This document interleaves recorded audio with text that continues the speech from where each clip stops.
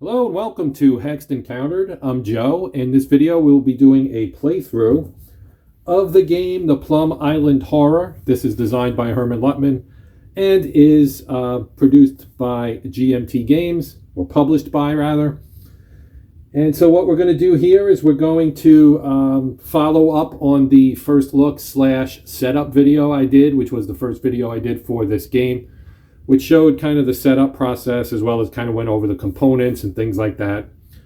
And the where I left that off was at the very final step of setup, which would be step 13, first contact. So this is where you begin to move the horrors themselves, who are located here along the top of the board in various tracks, 1 through 6.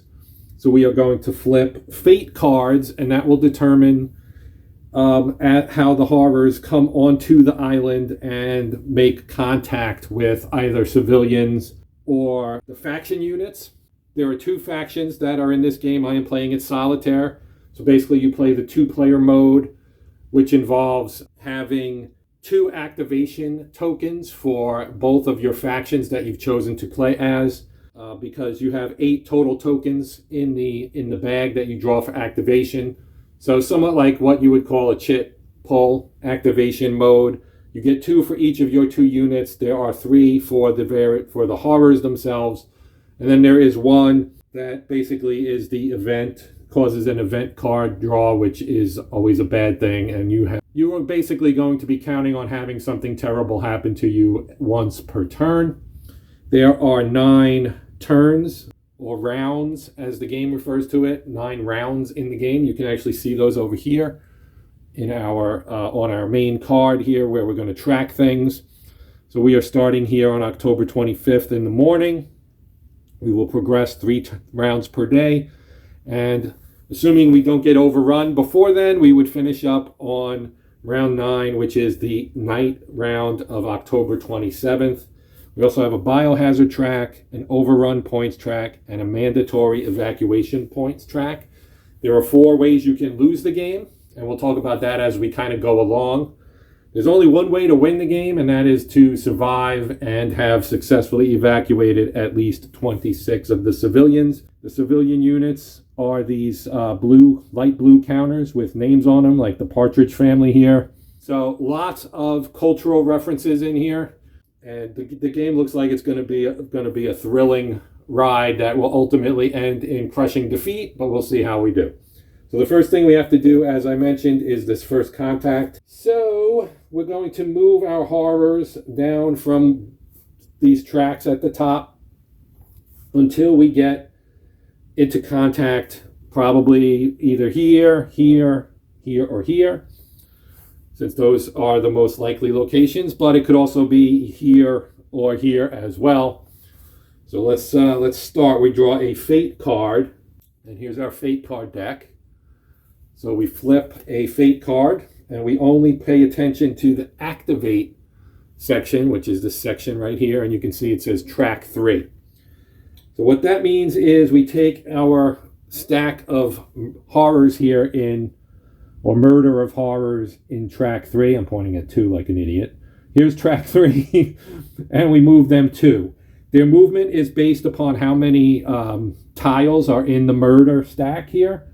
They start with 4 each, which moves them 2. So they would go 1, 2. There's nobody there, so then we draw another card. This time we get track 5, which, as you can probably already see, there's nobody in this one either, so we'll just move them there. We draw a 3rd card, and this time we get tracks 5 and 6. Now there are units in 6. There are also units in 5. So if we move 5 first, in here into 5C, Kerry's Corner, we have both a faction unit from our neighborhood watch, and normally these would be standees. I have not put the bases, or I pulled the bases off actually, to put them laying down so that you can actually see them, as opposed to having them be standees where they'd be like this and you would not be able to see what they are. So we do have one of our units here. He is Gordon Fletty, and he is a tailgate caravan. And we'll look at like his special abilities and so on and so forth, assuming he survives the combat that's about to take place. And we also have Sharp's Rifle Shop civilians here as well. We're actually going to have 2 combats to start the game. One here, and then track 6 is going to actually, and we can mark this, we can say combat, and then we move these guys down as well. Now when they get here, we draw a card, and if it's a 1 or a 6, they go left side. If it's 2 to 5, they go right side.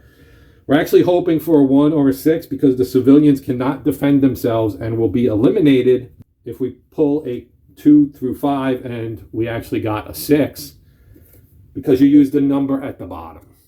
So this is a card-driven game. There are some dice. They are custom dice. You use them for combat, but a lot of what you're going to be doing in this game is going to be based on cards. So this stack will go to John's Hunting Lodge, where another member of our neighborhood watch is, and that would be Jason Kruger, who is with Crystal Lake Campers. And so we have 2 combats that we're going to take care of here. So the first thing we would do for a combat is we'll start here. And there's a chart that will tell you, based on your mix of units in the area, which ones will fight. So if you have faction units in the area with horrors, whether they're tiles or they have some standees of their own, which are mutations. And we'll see those later, I'm sure. But whenever they come into contact here, we're gonna have close combat. There are 2 types of combat: close combat and ranged combat. This will be close combat. And so basically, like I said, there is a table that will determine. But anytime you have a faction unit and either tiles of Murder of Horrors or a mutation, they're going to fight each other, and the civilians will not be involved. I'm going to pull this off for the moment. And so the way this works is we count up the number of horrors. In this case, there are 4 tiles here. You divide that by a modifier based on the terrain. And they are, as I mentioned earlier, in the Kerry's Corner, which has a building. So you have clear, you have building, and you have forest. So since we're in a building area, that number gets divided by 4, and that's the number of hits, and you round up.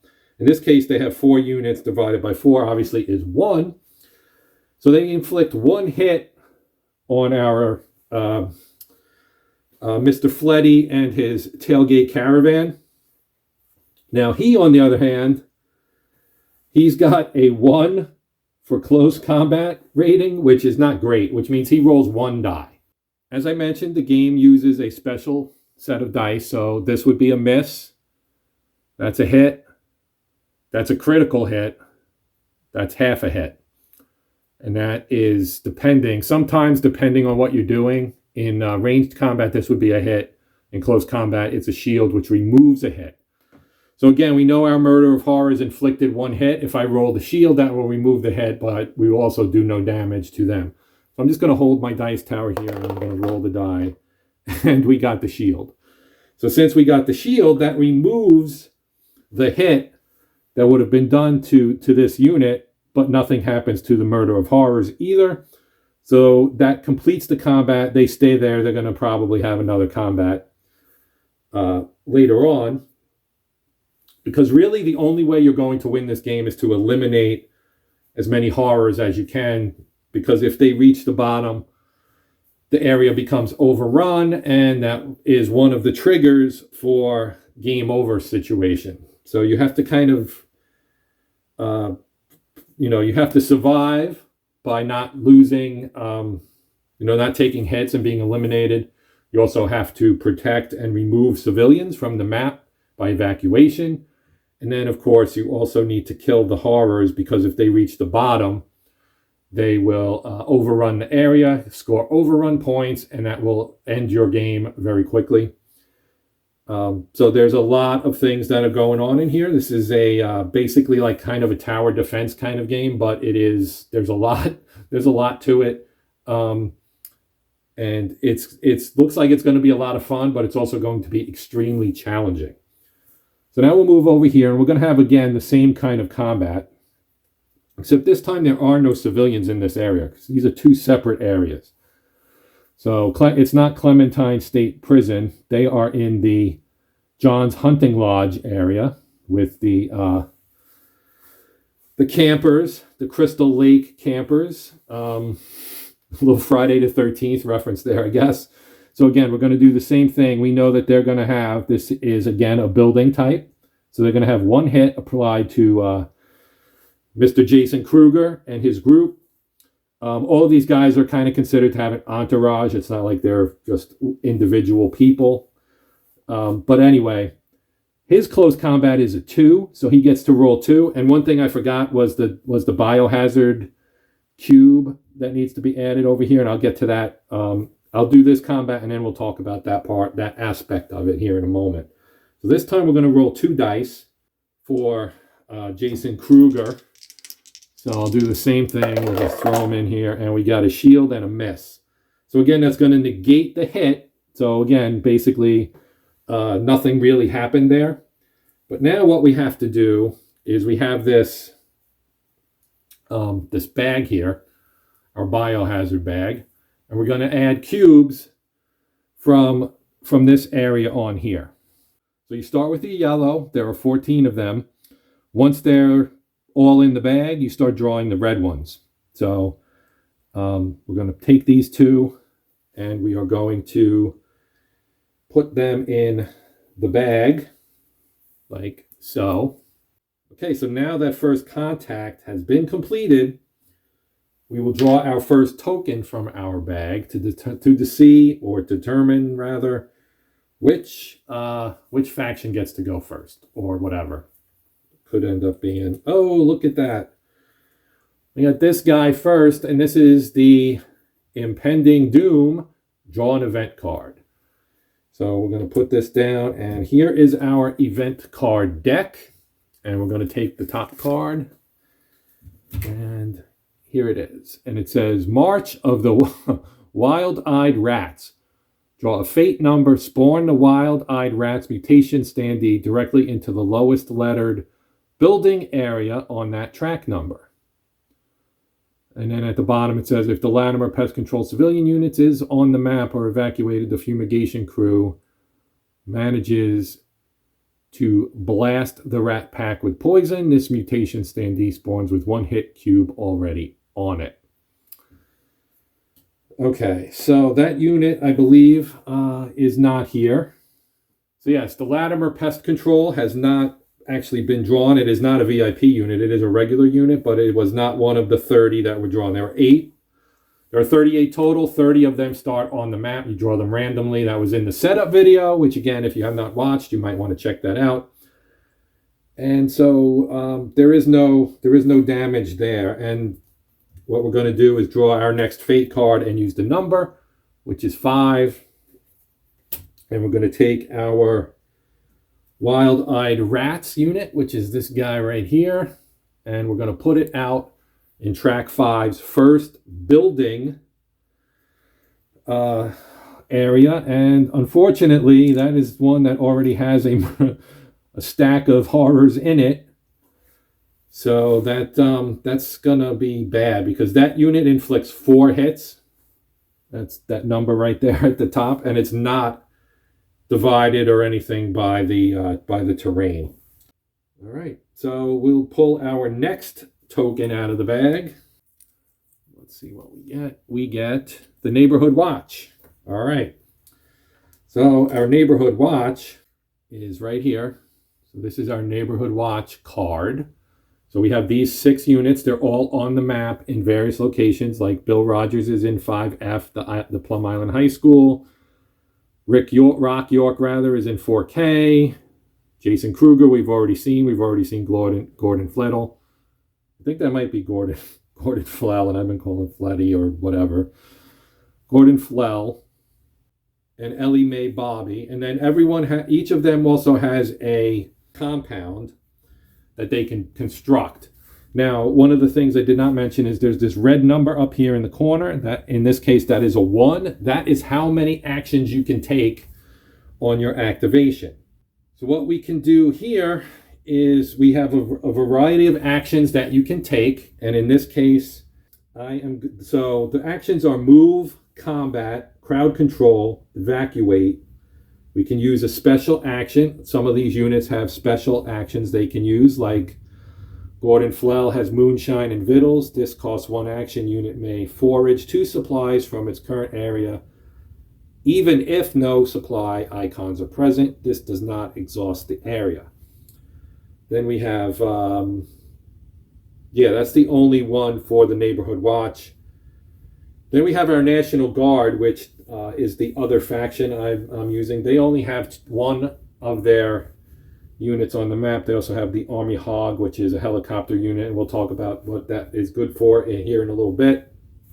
So I think, based on the situation, with him being here, he doesn't have the ability to do ranged combat, which is bad.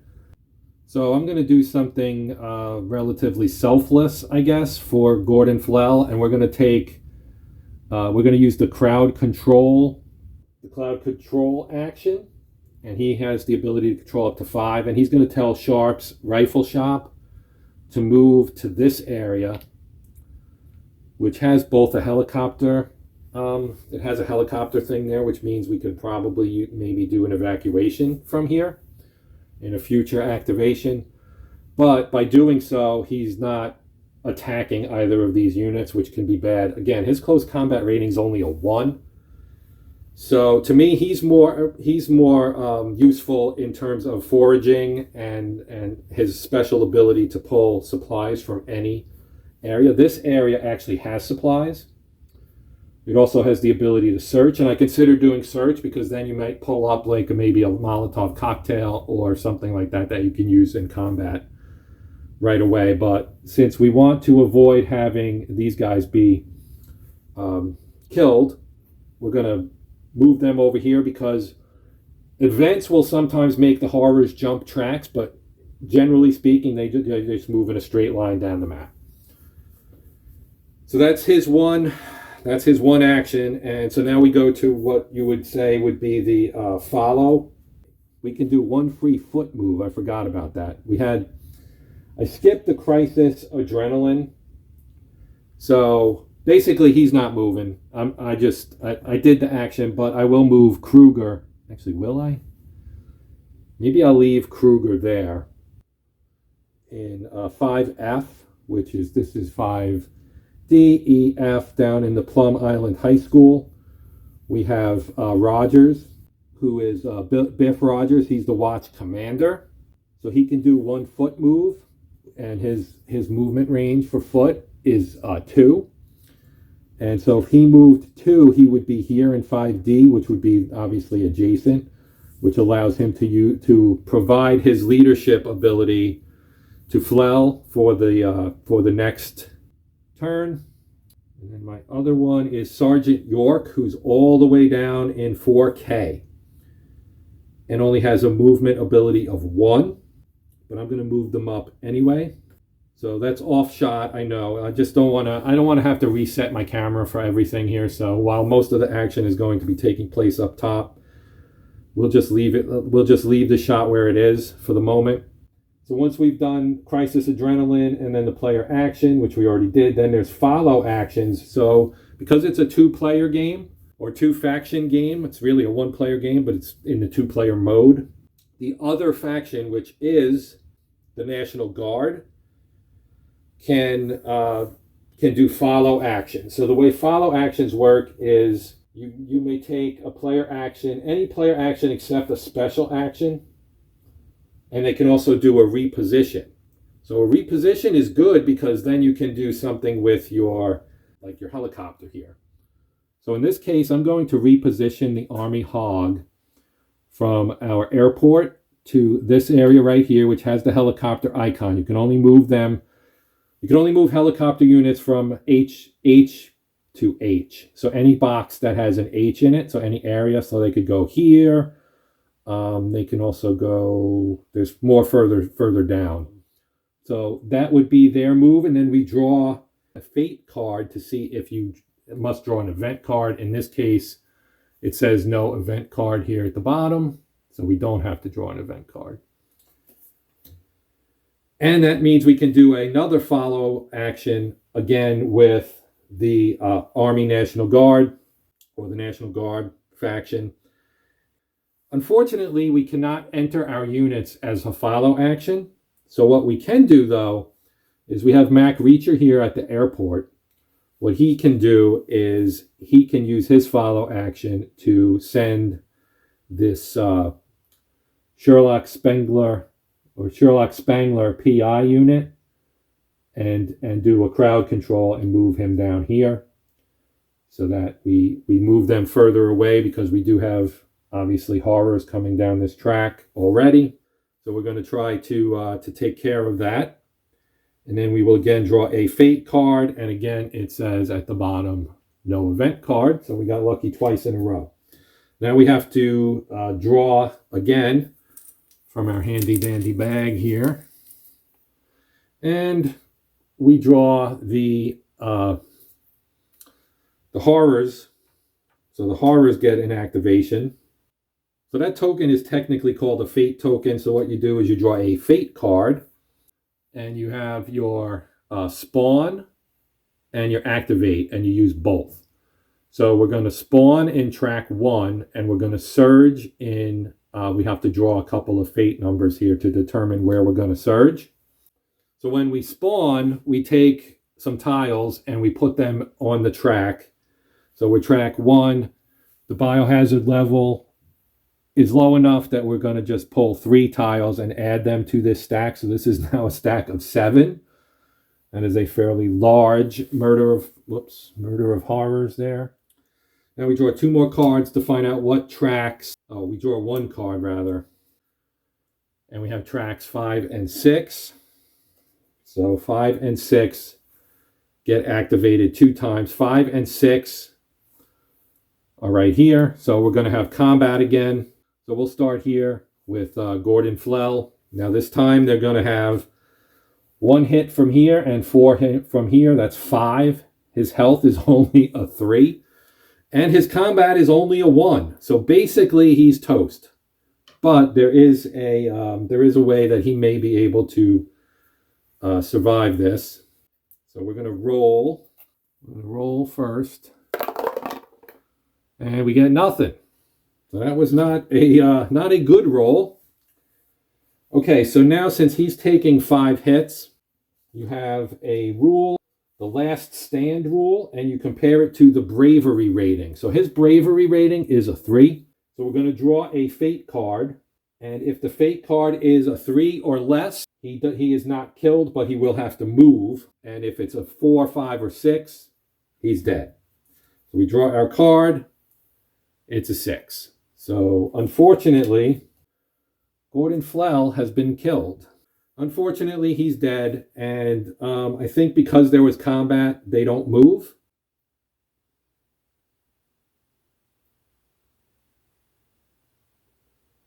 But we do have to add a cube to our biohazard bag, which I will do now. Now there's 3 yellow cubes in there now.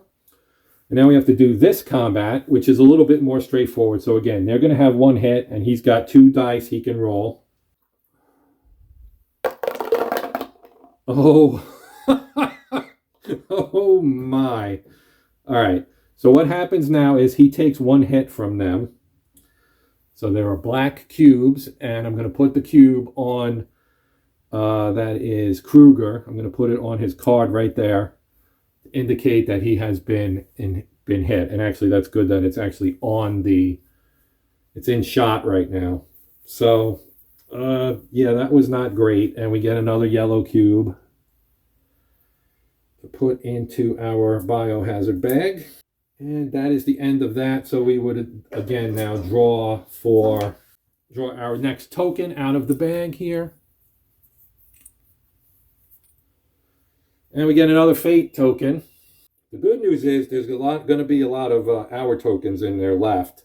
So we draw fate, and we get for spawn, we get reanimated, which we draw a number and add 2 tiles to each Murder of Horrors unit located on the track number equaling the drawn fate number. So let's put this here. I forgot to put this out. So we draw a fate number.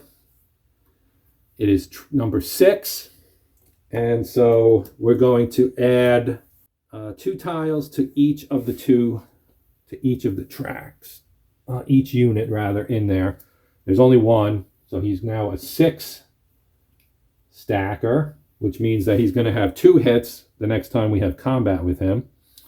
So that's not good. And now we go back and we're going to activate tracks 1, 2, and 3. So track 1 has 7 horrors. 7 tiles move 1 area, 7 or more. So he only moves there.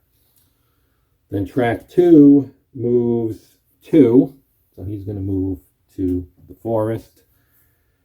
Track 3, we have to pull a card to see which bridge they're going to take. They're both damaged. So let's pull a fate card here. And we get a 2. So the 2 to 5 is this bridge, which is actually better for us because we have civilians here. So they're going to actually remove 2 of their tiles because they're basically going to build a bridge of their bodies to remove the damage from this bridge. So we put those back out, and then these, where is it? It's this one. That goes away. They move there and they stop. And so that would complete their activation. Okay, and then we would again draw from our bag. So there's 1 fate, and there should be 3. Well, there's 4 in here. There should be, 1 fate and 3 of our units.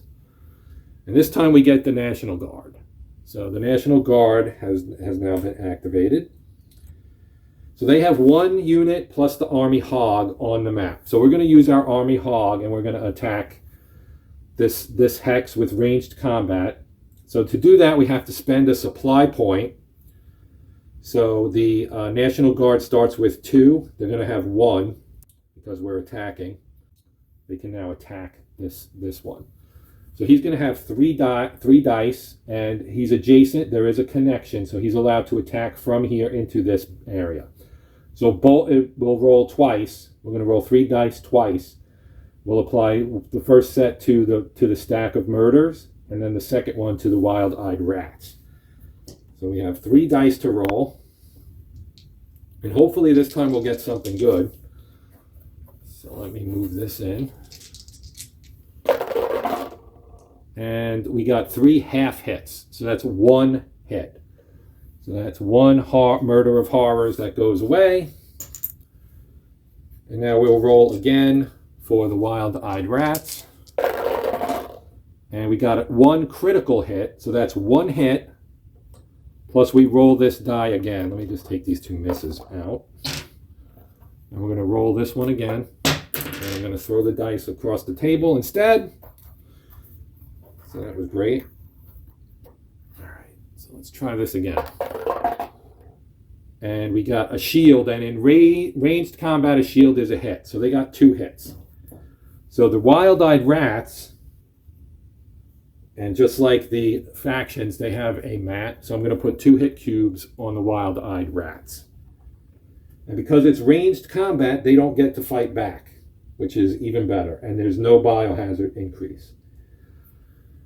So that worked out pretty well. So let's, now I can do something. Actually, I have 1 activation. So that was the only thing I could do. But now we have a follow action. And I think what we'll do is we'll have Kruger.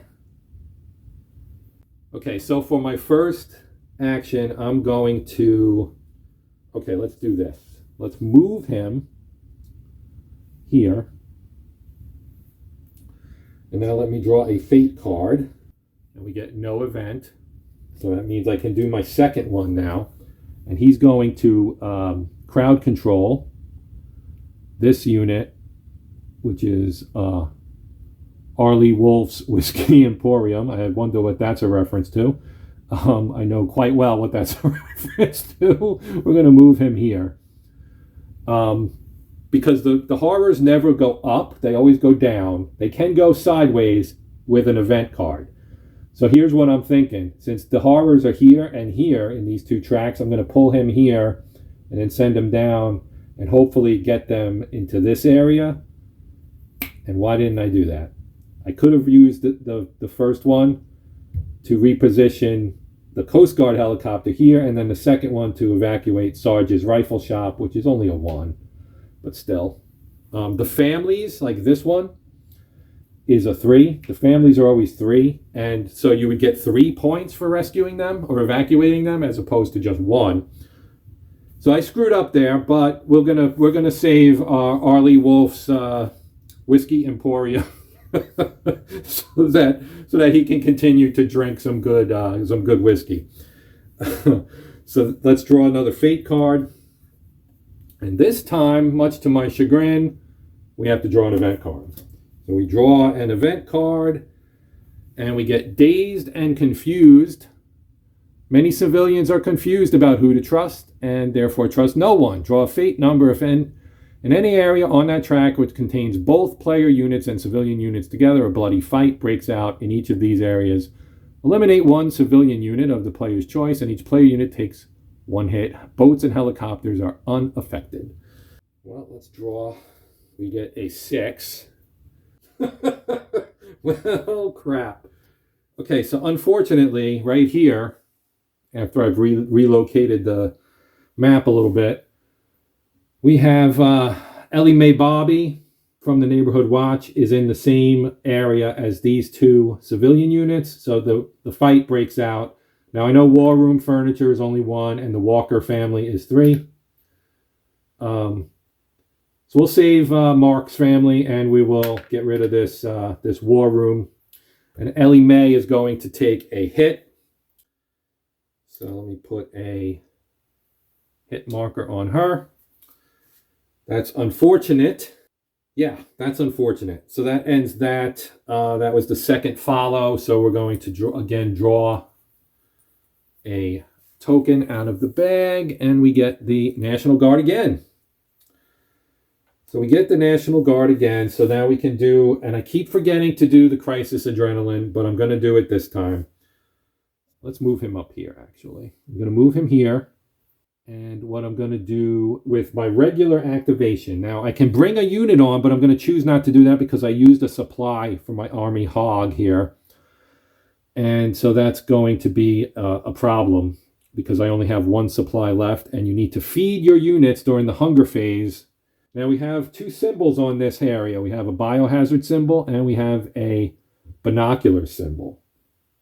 Now, the biohazard symbol would be a decontaminate action, which would allow us to move this biohazard track down, but it's still on 0 for now. It's liable to go up here at the end of the round. So instead, I'm going to have him do a search action.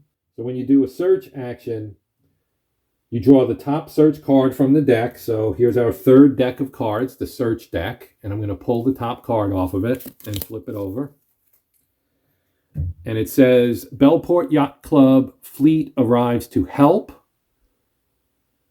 So if the players collectively discard 2 supplies, you may immediately evacuate up to 2 civilians. If players collectively discard 3, you can evacuate 3. And if the players discard 4, players may immediately evacuate up to 4 civilian units from any beach or dock area for free. Well, we've got a bunch of units. I only have 3 supplies left. In all 3 cases, if the Atlantic Point Lighthouse 1L is compromised, which it is not, increase the indicated discard cost by 1 additional supply. Exhaust the area after resolving this card. So even though this isn't really the smartest move, I'm going to discard all 3 of my supplies, which means all my units are going to take a hit. But I'm going to do it anyway. So we're going to discard 1 from the National Guard and 2 from the Neighborhood Watch, and I'm going to evacuate 3 units. Because the Walker family, if I remember correctly, has 3. Yes. So, actually, no, that doesn't work. They're not. Oh, they are on a beach. They are on a beach. So the Walker family's getting rescued.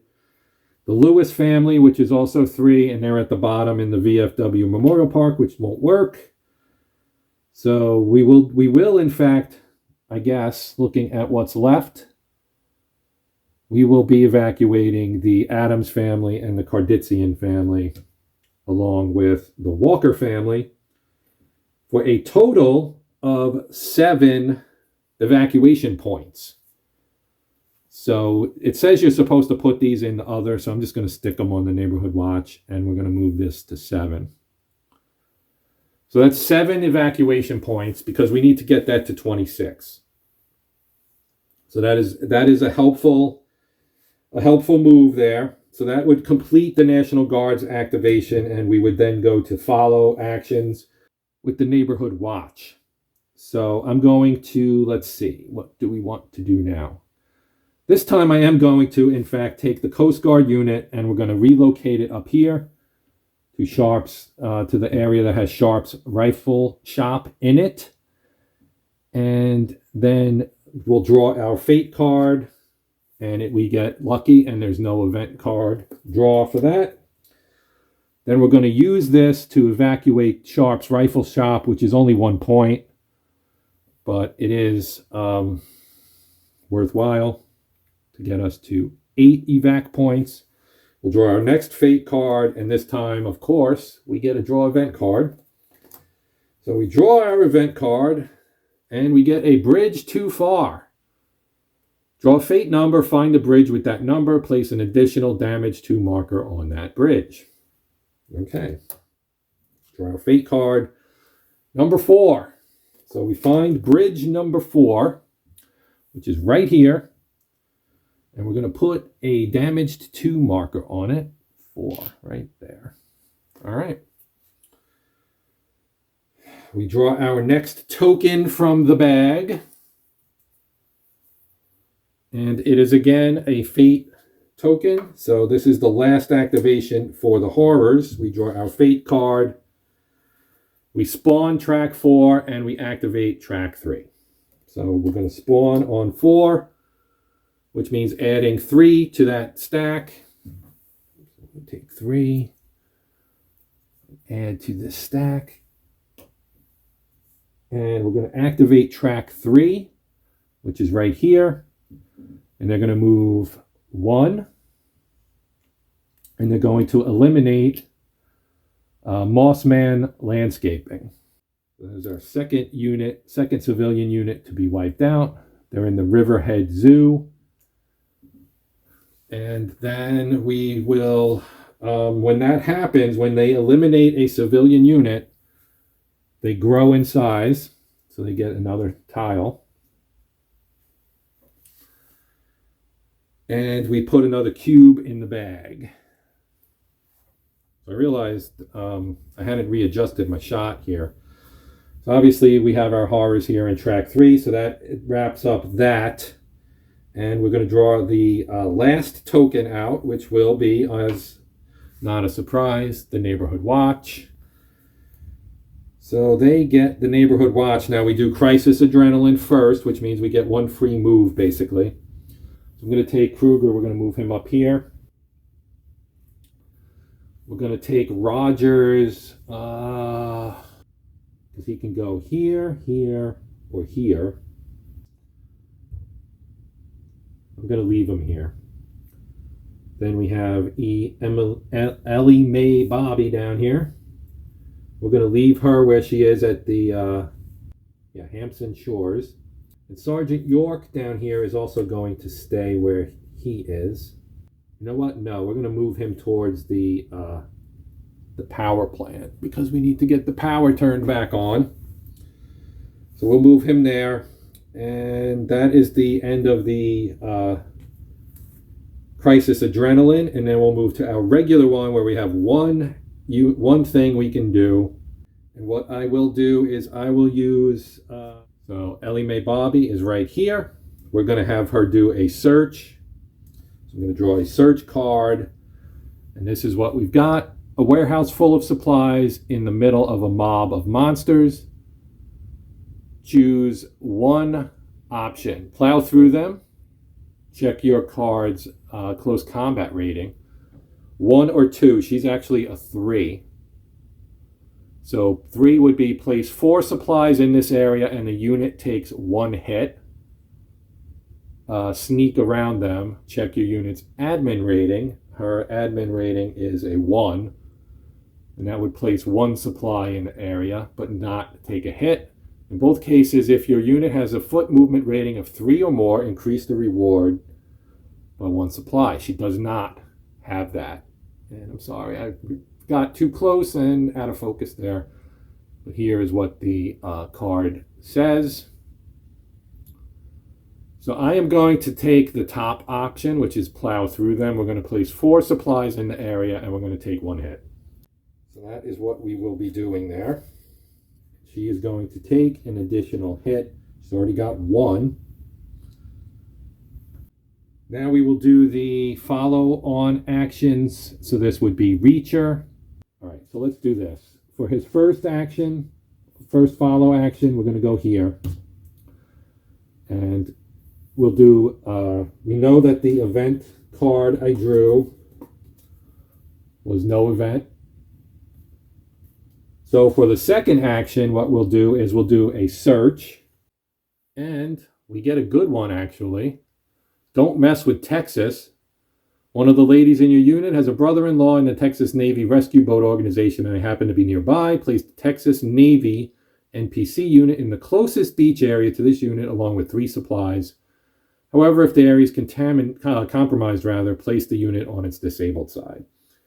So, exhaust this area. So that will exhaust this location. And the nearest beach, I guess, is this one. So we're going to take our Texas Navy unit, which is this guy right here. And we're going to put him right here off the beach. And let's put it right there. And what did it say? How many supplies? 3 supplies. Okay. And we'll put 3 supplies here.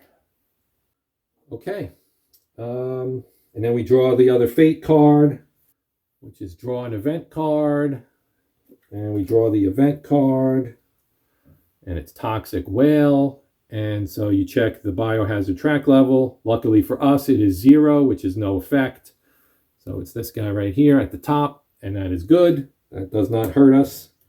So now we go to the end phase. So if it was a night round, we'd have a hunger phase. And the replenish location step. So we're gonna skip that. You do get the mutation regeneration step. So what happens there is they regenerate if you have a mutation, which we do. The wild-eyed rats, they took 2 hits, and they actually lose 1 of their cubes, so they only have 1 hit now. And I also realized that I forgot to put 2 cubes. They put 2 biohazard cubes in there when they do combat. So I'm going to put a second biohazard cube in here for them. And now I'm going to shake this up, and we're going to draw 2 cubes out for the biohazard infection step. So we're going to draw 2 out, and we get a yellow and a green. So they both go back in the bag. And because we got the green has no effect, but the yellow moves the biohazard up 1. All right, so yeah. Next is refill turn order bag. So we will do that as well. And we will put all of our tokens. There are 8 of them. Put them all back in the bag. Like so. Put these all back in the bag. Boom. Shake it up. And advance our turn to the afternoon. And we will now get 2 actions per turn in round 2. So I'm going to wrap up the video here because it's gotten long. So we did 1 full round. As you can see, we will pick things up. I'll do a second video for round 2, but this will do it for round 1. And we'll see how things go as far as whether we continue to push forward and do even more. So for now, that's going to do it. My name's Joe. This has been Hexed Encountered. And until next time, as always, happy gaming.